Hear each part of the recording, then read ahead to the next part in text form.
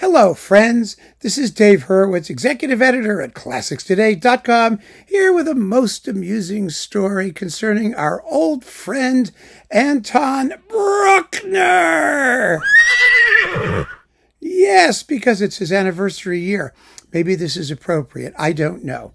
But I have to go to work very early several times a week to get into New York City, because now I live in Connecticut. And so I get up around 5 in the morning and take a car to the train station in New Haven.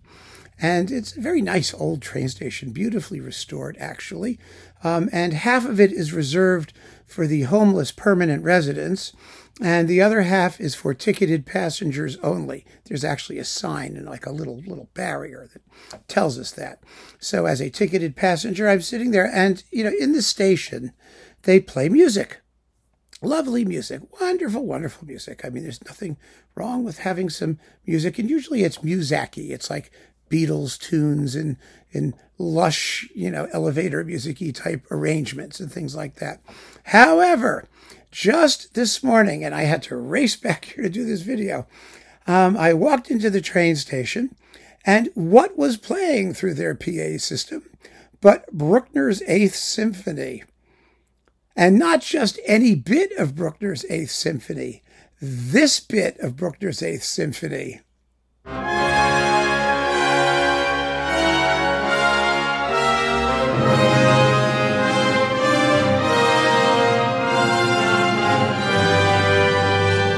Yes, the climax of the development section of the first movement. Now, that version is the earlier version. Of course, it was the Novak version they were playing at the train station, but I had to deal with copyright issues, so you get the concept, right? What is the last thing you probably want to hear at 6:20 in the morning when you blearily stumble into the train station for the 6:45 train to Grand Central? Is it the first movement development section of Bruckner's Eighth? I don't know, but it's probably up there on the list. And I was fascinated, absolutely fascinated. And of course, it's this huge cavernous space. So all you hear is the grinding climaxes. You hear like, because then silence, because you don't hear anything else. And then after about 5 minutes, you hear da da da da ba, and nothing. It was really bizarre, very, very bizarre. I don't know how that got there, and I'm really curious because usually they keep the same music for like a couple of weeks, and I'm absolutely dying to see how long this lasts.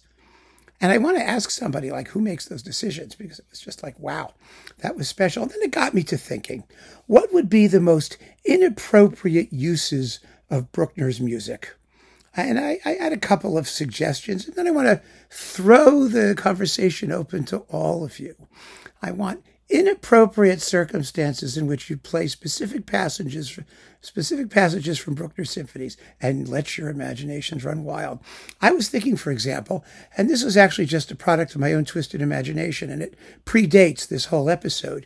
I was thinking that transcendental climax from the Adagio of Bruckner's Seventh would be just marvelous when you go to a car wash. Yes, I'm not kidding, especially if you're getting a hot wax. And they use the cymbal crash, because the cymbal crash symbolizes the hot wax. I mean, just imagine you're in a line and you're majestically sailing into the car wash thing, into that like garage-like opening where your wheels line up, and they hook onto your car, and they start pulling you around, and the music is just going ya da da da da da da da da da da ya. Yam bam ba da da da, and there comes the climax, da da da da da da, and then those squeegee things come out, da da, crash! A hot wax comes out, and your car goes sailing through with the squidgy things going and the thing going across your windshield, and then those blowers come on. Perfect music. A perfect event for the climax of that Adagio. I think it would be absolutely stunning. Absolutely stunning. And of course, who could forget Date Night with Anton Bruckner?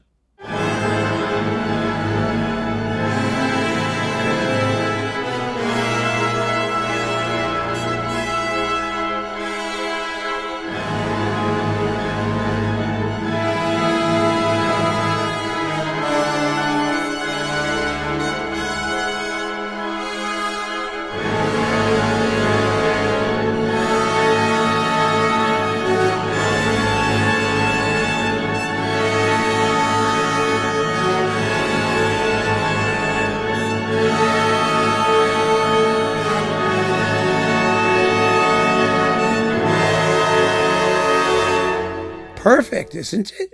I mean, just the ideal, well, maybe the date night from hell.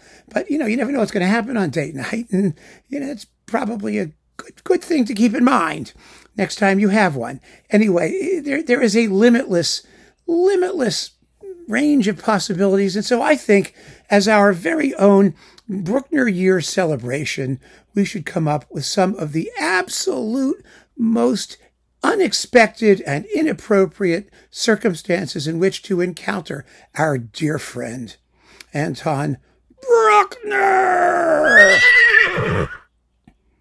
Let me know what you think about it, huh?